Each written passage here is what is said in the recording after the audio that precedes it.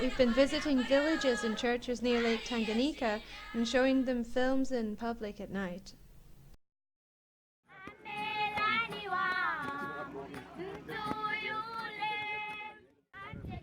We camped by the lake at night, and in the morning the church leaders would give us a tour of the villages. We also had the chance to meet the Moravian congregations face to face. We traveled together with Pastor Zongwe, other church leaders, and people who wanted a lift on the lake.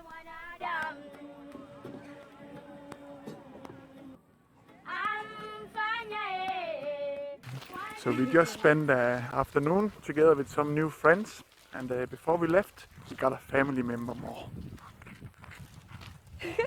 Since then, we've been working on the idea of bunnies instead of money. Many people have come to us with their financial issues, and we thought instead of lending out money, we can lend out pairs of bunnies so that they can have another source of income. We also plan on keeping goats and chickens for that purpose, but bunnies rhyme better. And this is us realizing that we've started our training for carrying things on our heads way too late.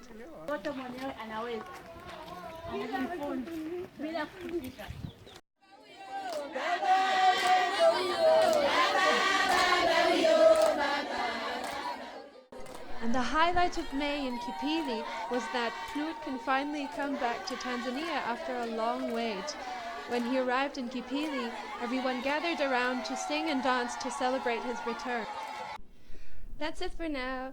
Thank you for watching and thank you for praying with us on this journey. See you another time.